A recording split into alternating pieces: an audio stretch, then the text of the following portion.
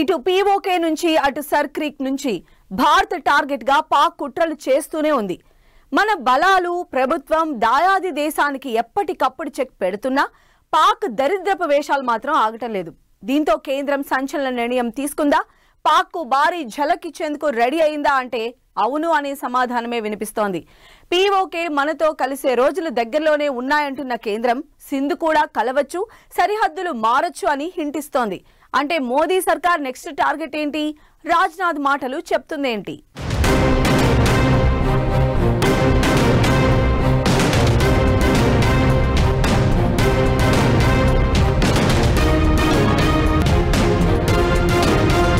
సింధు కలవచ్చు, సరిహద్దులు మారొచ్చు.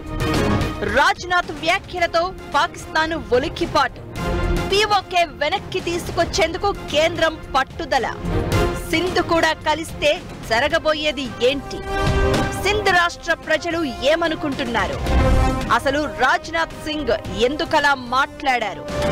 రాజ్నాథ్ వ్యాఖ్యలపై పాక్ రియాక్షన్ ఏంటి? దేశ విభజన తర్వాత పాక్ లోకి వెళ్లిపోయింది సింధ్ ప్రావిన్స్. భూభాగాల విభజనతో ఇలా జరిగింది. అయితే సింధ్ స్టేట్ లో ఎక్కువ మంది జనాలు మాత్రం విభజన తర్వాత తిరిగి భారత్ కు వచ్చేశారు. ఎల్కే అద్వానీ లాంటి ప్రముఖుల కుటుంబాలు కూడా ఇలా వచ్చినవే. సింధ్ ప్రావిన్స్ లో ఉన్న వాళ్లలో చాలా మంది భారతీయ సంప్రదాయాలను ఫాలో అవుతూ ఉంటారు. ఇలాంటి తరుణంలో కేంద్ర మంత్రి రాజ్నాథ్ సింగ్ ఆసక్తికర వ్యాఖ్యలు చేశారు. విభజన సమయంలో పాక్ కి వెళ్లిపోయిన సింధ్ ప్రాంతం తిరిగి మన సరిహద్దుల్లో భాగం కావచ్చు అన్నారు. ప్రస్తుతం సింధ్ ప్రాంతం మన దేశంలో భాగంగా లేకపోయినా ఆ నాగరికత పౌరసత్వం అనేది మనకే అనుసంధానమై ఉందని, దీంతో అది తిరిగి భారత్ లో విలీనమయ్యే ఛాన్స్ ఉందని చెప్పారు. రాజ్నాథ్ వ్యాఖ్యలు ఇప్పుడు కొత్త చర్చకు దారితీస్తున్నాయి. త్వరలో పాక్ కు కేంద్రం షాక్ ఇవ్వబోతోందా? అసలు ప్లాన్ ఏంటనే డిస్కషన్ మొదలైంది. సింధ్ ప్రావిన్స్ పై మంత్రి రాజ్నాథ్ చేసిన వ్యాఖ్యలతో పాకిస్తాన్ ఒక్కసారిగా ఉలిక్కిపడింది. ఇది విస్తరణవాద ఆలోచన అని, ఇది రెచ్చగొట్టేలా వక్రీకరించేలా ఉన్న ప్రకటన అంటూ నాటకాలు మొదలుపెట్టింది. అసలు సింధ్ ప్రాంతాన్ని పట్టించుకున్న పాపాన పోలేదు పాక్. అలాంటిది ఇప్పుడు రాజ్నాథ్ ఒక్క మాట అన్నారని ఎక్కడలేని ఓవర్ యాక్షన్ మొదలుపెట్టింది. నిజానికి సర్ క్రీక్ ప్రాంతం చుట్టూ కొన్ని రోజులుగా చర్చలు జరుగుతోంది. అక్కడి నుంచి చొరబాట్లను ప్రోత్సహించేందుకు పాక్ సిద్ధమవుతున్న వేళ కేంద్రం అలర్ట్ అయింది. రాజ్నాథ్ ఆ ప్రాంతానికి వెళ్లి మరీ పాక్ కు వార్నింగ్ ఇచ్చారు. కరాచీకి వెళ్లే దారి సర్ క్రీక్ నుంచే వెళ్తుందని, అది గుర్తుంచుకోవాలంటూ పాక్ను హెచ్చరించారు. కరాచీ అనేది పాక్ లో అతిపెద్ద సిటీ. ఆర్థికంగా ఆ దేశానికి కీలక నగరం. కరాచీ సిటీ సింధ్ ప్రావిన్స్ లోనే ఉంది.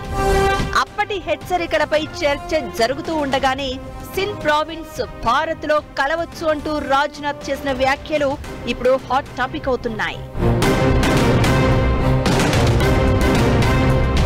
సింధు కలవచ్చని, సరిహద్దులు మారొచ్చని రాజ్నాథ్ చేసిన వ్యాఖ్యలు మామూలు మాటలు కావు. దీని వెనక లోతైన అర్థం ఉందనే చర్చ జరుగుతోంది. పాకిస్తాన్ పరిస్థితి ప్రస్తుతం అల్లకల్లోలంగా ఉంది. ఆర్థికంగా దివాళా తీసేసింది. జనాలు ఆకలి బాధలు పడుతున్న పరిస్థితి. దీనికి తోడు ఓవైపు బలూచ్ ఆర్మీ పోరాటం, మరోవైపు చుక్కలు చూపిస్తున్న ఆఫ్ఘనిస్తాన్. ఇలాంటి తరుణంలో పాక్ ఎప్పుడైనా ముక్కలయ్యే పరిస్థితి కనిపిస్తోంది.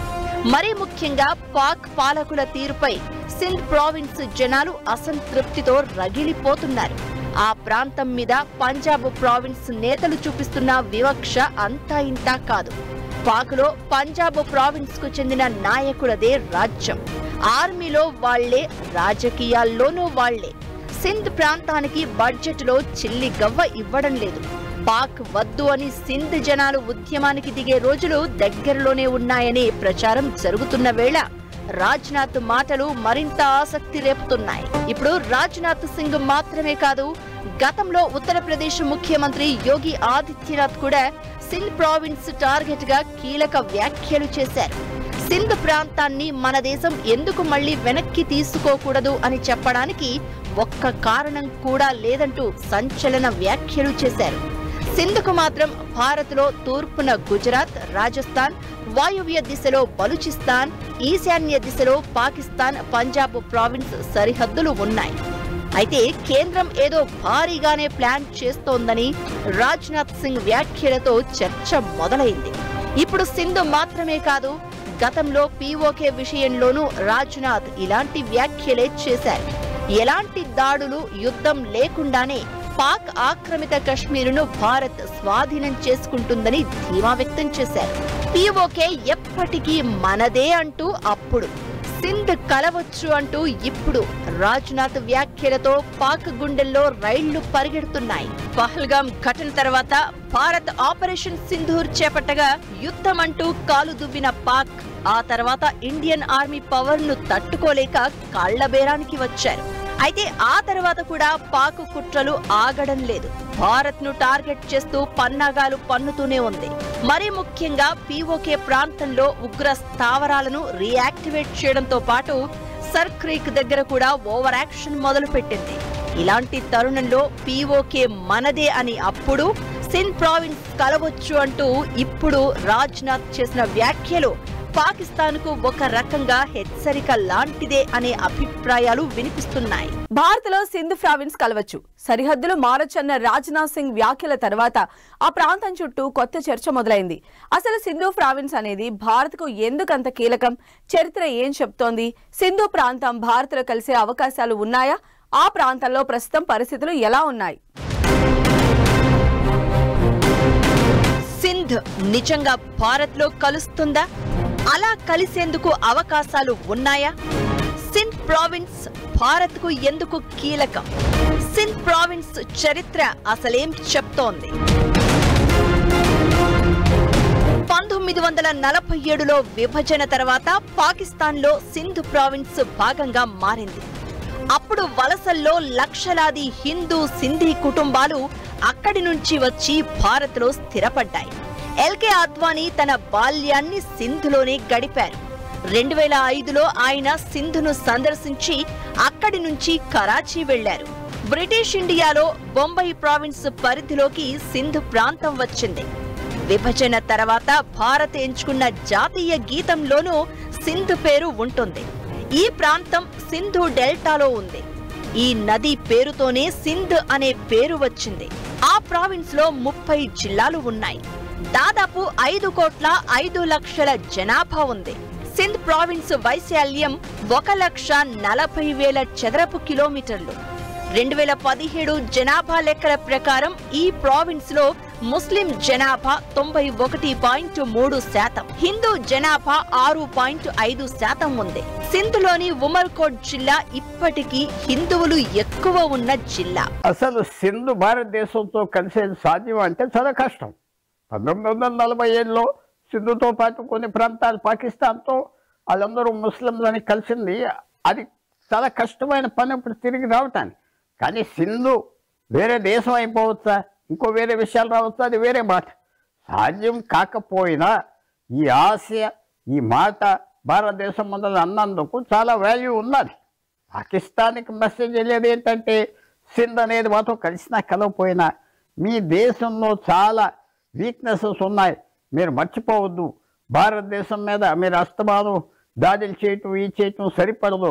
ప్రస్తుత సింధ్ ప్రావిన్స్ ను పురాతన భారతదేశంలో ఒక ముఖ్యమైన కేంద్రంగా భావిస్తారు. పురాతన సింధు లోయ నాగరికత సింధు నది ఒడ్డున అభివృద్ధి చెందింది. మొహెంజోదారోను ప్రపంచంలోనే అత్యంత పురాతనమైన పట్టణంగా భావిస్తారు. సింధు నది ఒడ్డున ఉన్న దాదాపు 4000 సంవత్సరాల పురాతనమైన ఈ నగరాన్ని గత శతాబ్దంలో గుర్తించారు. క్రీస్తు శకం 711లో సింధును అరబ్బులు జయించారు.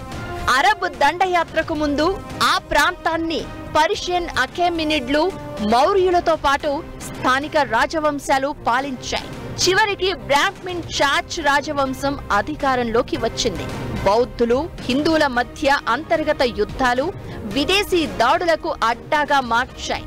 ఇలా క్రీస్తు శకం 711లో మహ్మద్ బిన్ కాసిం ఈ ప్రాంతాన్ని కైవసం చేసుకోవడంతో అరబ్బుల పాలన మొదలైంది.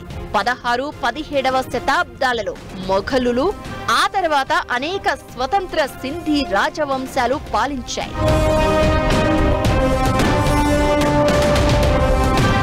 సింధ్ ప్రావిన్స్ ప్రాంతాన్ని 1843లో బ్రిటిష్ వాళ్లు ఆక్రమించారు. ఇక్కడి సింధీ హిందూ కుటుంబాలు వ్యాపారం, ఆర్థిక రంగాలలో గణనీయమైన ప్రభావాన్ని చూపాయి. అయితే విభజన తర్వాత వలసల సమయంలో చాలా కుటుంబాలు భారత్తో పాటు ఇతర దేశాలకు వలసపోయాయి. దీంతో ఒకప్పుడు వ్యాపార పరంగా పవర్ఫుల్ గా ఉన్న సింధ్ వ్యాపారవేత్తలు, విద్యావంతులైన హిందువులు ఇండియాకు వచ్చేయడంతో శక్తిని కోల్పోయింది. ఇప్పుడు సింధ్ ప్రాంతం పేదరికంతో మగ్గిపోతోంది. ప్రస్తుతం ఆ ప్రావిన్స్ పరిస్థితి దారుణంగా ఉంది. సింధుకు రావాల్సిన నదీ జలాలను కూడా పంజాబ్ ప్రావిన్స్ లాగేసుకుంటోంది. దీంతో పొలాలు ఎండిపోవడమే కాదు, తాగడానికి కూడా నీళ్లు దొరకని పరిస్థితి. దీనికి వ్యతిరేకంగా అక్కడ ఇప్పటికే సింధు దేశ్ అనే కొత్త ఉద్యమం మొదలైంది. తమకు ప్రత్యేక దేశం కావాలని JSMM లాంటి సంస్థలు భారీ ర్యాలీలు తీస్తున్నాయి. ఇలాంటి టైంలో రాజ్నాథ్ వ్యాఖ్యలు మరింత ఆసక్తి రేపుతున్నాయి.